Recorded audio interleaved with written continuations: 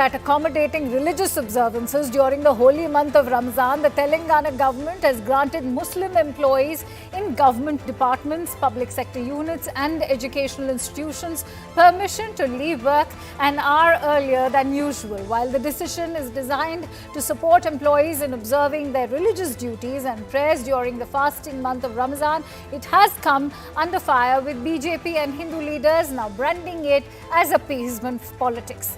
The order states that Muslim employees can leave an hour early. The Bharatiya Janata Party has asked why such concessions were never granted to Hindus ever. The order is applicable for all Muslims employed in public sector. The Bharatiya Janata Party has called the move Congress tokenism for Muslim vote bank.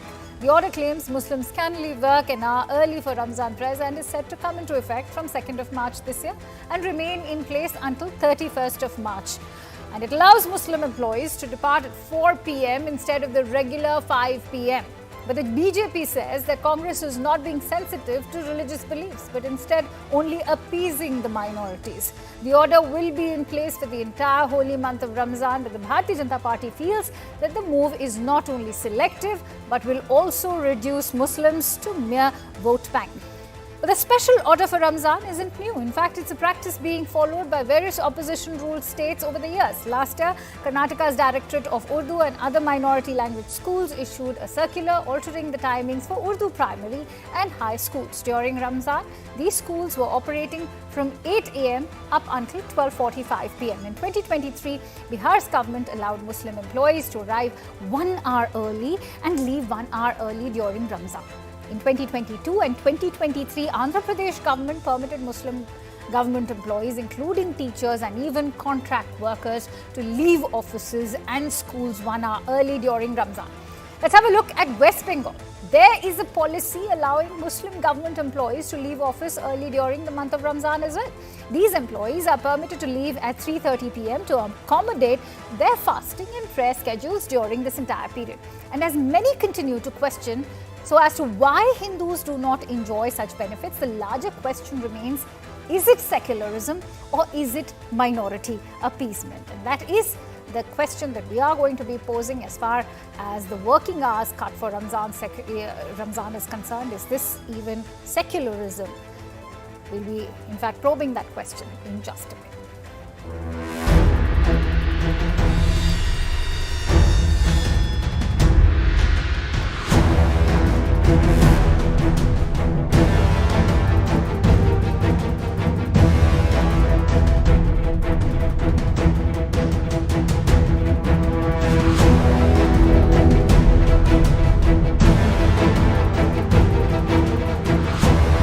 सरकारें हिंदू और मुसलमान सबकी होती है, किसी एक समुदाय की नहीं होती।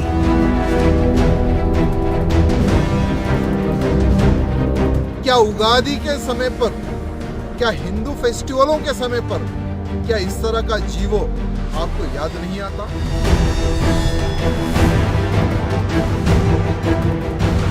अनेक दशकों से आप मुस्लिम अपीजमेंट की पॉलिसी करके हिंदुओं को दोयम दर्जे का नागरिक बनाने की आपने भरपूर कोशिश कर ली। अब एजेंडा आपका नहीं चलेगा।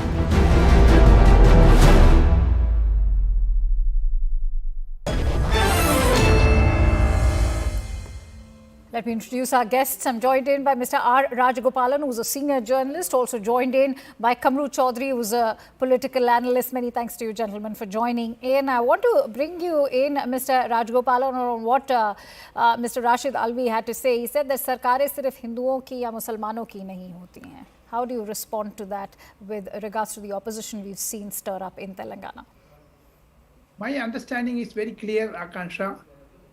The A.K. Anthony report of 2014 is very, very important. After the debacle of Congress in 2014, the Congress Working Committee appointed A.K. Anthony Committee to study the laws of face of Congress.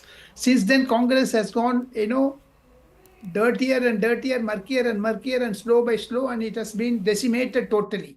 The reason is A.K. Anthony report is not taken seriously. That spoke of no appeasement of anyone, and no question of antagonizing the Muslim, Hindu community or majoritarianism. Therefore, A.K. Anthony Committee, after that, Dr. Manmohan Singh wrote a letter to Juma Masjid the priest of the Jama Masjid. Second thing, these are all no elections on Fridays. Why? In Uttarakhand, that is why the BJP government brought uniform civil code. Uniform civil code is also important. This type of things will not arise, So therefore, as the BJP is also saying, there should full amount of clarity from the government. Mr. Devant Reddy government is in a crisis.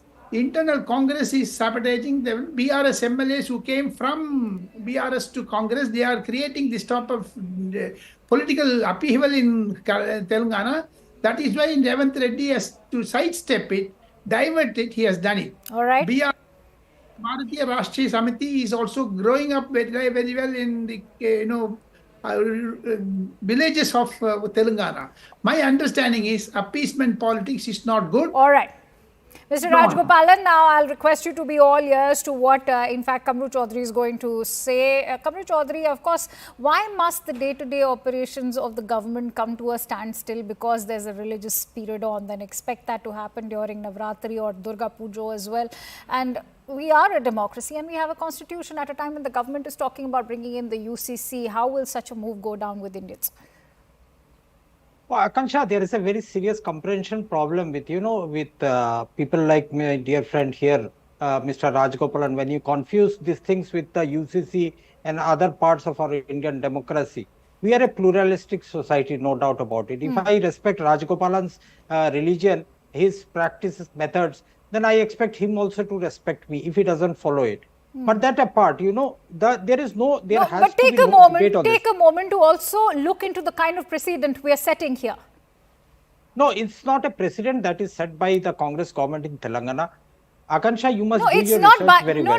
No. Please don't get to my research because I can tell you that it's very much happened under the KCR government also. Everybody is aware of that. But we are talking about the kind of precedent we are setting here. That is what I'm talking about. That if you are giving certain relaxations to the Muslim community, then expect that for other communities as well. All of them will now be standing up and saying that what about our pujo, what about Christmas? Akansha, or Lent. Let me just address the elephant in the room right now. When you say that the Congress government has done this particular thing for appeasement, let me address that first, then I come back to your question. In 2017, the Indian Railways under Narendra Modi government had issued a circular for the Muslim employees of the railways to take a 1.5 hour leave before the iftar period starts in. So that's a 2017 circular is there. In March 2023, the Bihar government had granted permission to the Muslim employees to leave early. In Delhi, Jal Board has done the same thing. Andhra Pradesh has done the same thing. In West Bengal, Mamata Banerjee allows her Muslim employees to leave 1.5 hours before the iftar. And in fact, if you were hearing, we've already enlisted all of that before we began this discussion. Okay. Now the point comes here that why is it necessary? Why do you want to compare the Muslim a favor that the government is doing to the Muslim employees who have been fasting from dawn to dusk with respect to the Hindu religion? So my question out here is that Sanatan religion is 5,000 years old. Do you want to compare the Sanatan religion with the Islam religion and say, look, Muslims are getting it? This is about Hindu versus Muslims. No, Hindus this, as you said, we are living in a pluralistic. No, we are living in a pluralistic society, and this is not just about Hindus versus Muslims. I am talking about then looking at it through the prism of that very pluralistic society. Why not give those kind of relaxations to other communities as well, not just Hindus? No, if you have got 15 days to 20 days of Durga Puja vacation in Bengal. You have Christians got Navratri. Fast during the Lent as well. That's a very stringent period for them. What about those Christians who choose to fast during the Lent? No, if it is there, they can approach the government for it. But comparing one religion's practice and some concession received from the government with another religion is a defeatist attitude. No, nobody is comparing it only with one religion. Of course, you just not compared, ma'am. Why not other religions getting it? That's a defeatist attitude. And vilifying a particular communities and their practices, this is absolutely rubbish and wrong, Akansha. I'm very sorry to say that. But the basic point out here is that if an employee comes to work early in the morning for his normal duties, fasting the whole day from dawn to dusk, he will be in a zero productive state at the end of his day. And I believe it is very much imperative that the government takes care of this consideration. As it is, you are attending the office, the productivity will be low. So it's better you go home, take care and get ready for your iftar. this is not it's a religious practice out there. If the employee is there with some specific task to undertake, I believe there are government directions also that if it is absolutely necessary, you please complete your work and go home. That's the, I don't think so. It is such a big hoo-ha about that. Why only the Muslim employees? Why not the Hindu employees? Or why not the Christian employees? This is, I mean to say, Akansha, that's the sorry state that we are living out here in India right now. People believe in pluralism in India. If my boss, a Hindu, he sends me on leave because I've been fasting the whole day, I don't think so Mr. Rajgopalan should be having any problem until and unless the work suffers. If I am on a target basis that I need to complete the job, I will better complete the job and then go home. All right. I want to bring in Mr. Rajgopalan on that note. Mr. Rajgopalan, taking forward the points that Kamru Chaudhary is making, I think, there's also the other side which is trying to highlight that this is not just Muslim centric. You have the Batukamma, then you have for the Banjara community, there's in fact the Sevalal Jayanti where also similar relaxations are given to the tribal community. So it can't be just made about minority appeasement. This is also a point of view. Revant Reddy government should come clean on this, Akansha. They must withdraw this order, otherwise they will give concession to all. But why just Revant Reddy government? Because remember, it all goes back to KCR's time, and it is perhaps why KCR's government lost. The BRS lost because they had those unfulfilled promises towards the Muslims, which is what in fact Revant Reddy was able to woo. Government is there, such resistance is there, otherwise Revant Reddy will give a full day holiday for them. What will you do? Restricted holiday, let them take it. Let them take a restricted holiday and work from home. There are certain advancement of the technology also there, digitalization.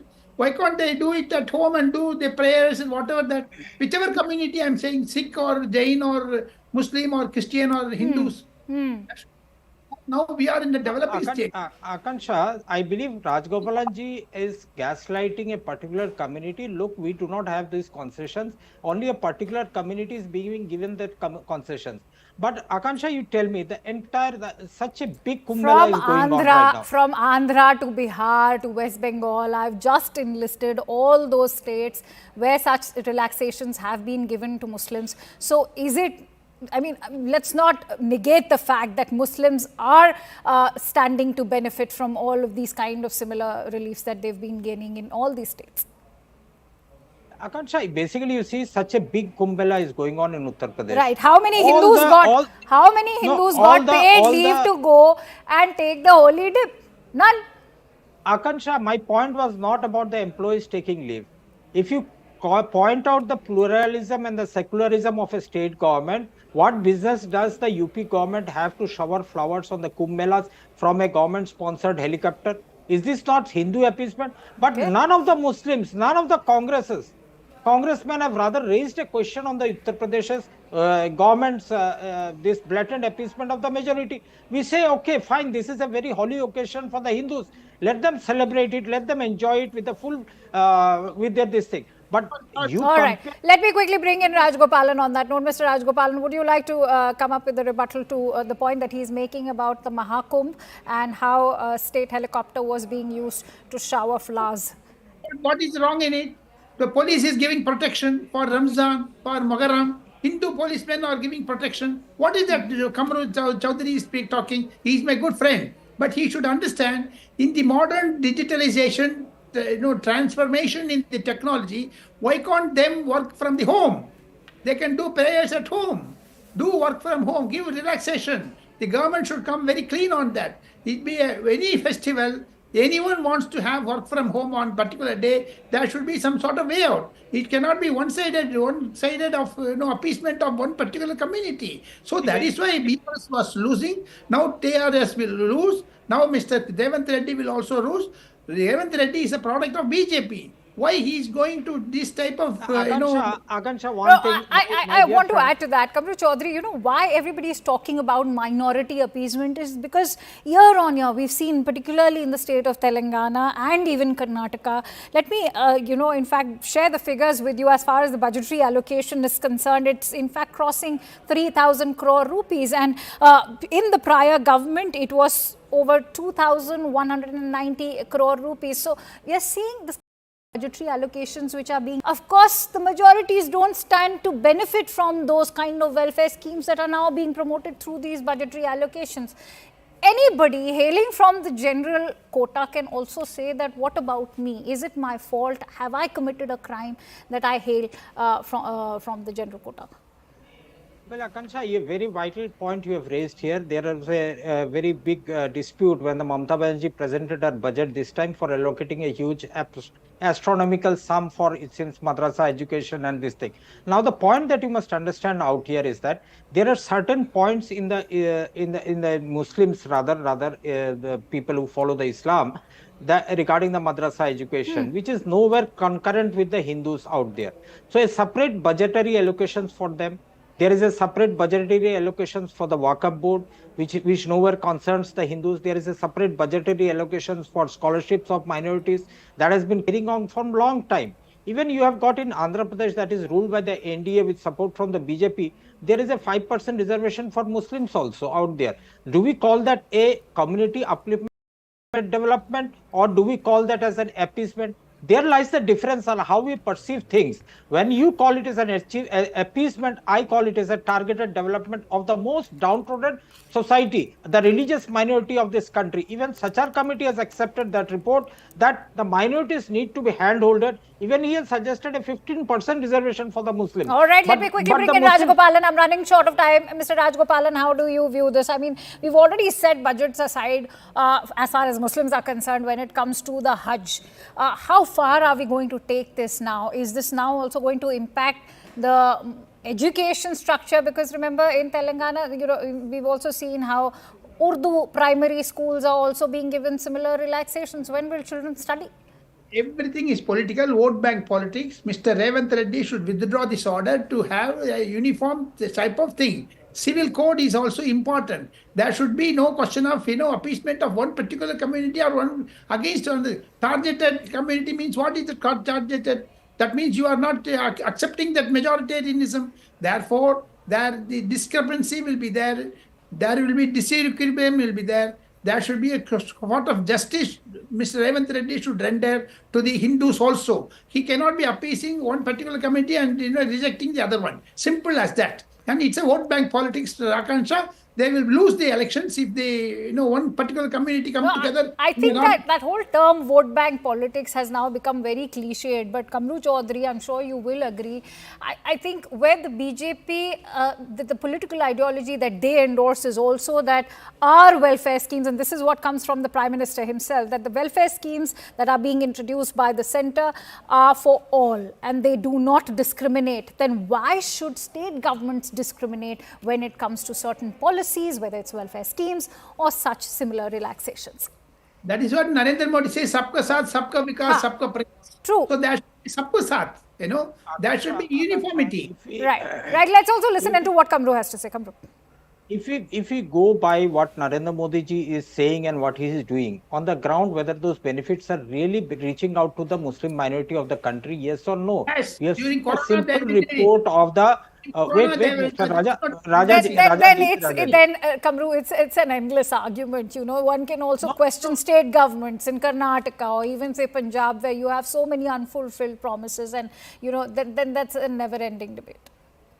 No, the point is not that. Point is that when you go in for the actual socio-economic survey of the Muslims in the country, I believe and a lot of other political pundits or economic pundits will also agree that the most downtrodden minorities in this country are the Muslims of this country, and they need handholding to uplift their economic status. I'm sure Rajagopalan would like to intervene over there. Mr. Rajagopalan, do you agree that Muslims are the most downtrodden minority in the country? Not at all, not at all. We have Muslim presidents, a lot of Muslim vice presidents. There is no question of discrimination.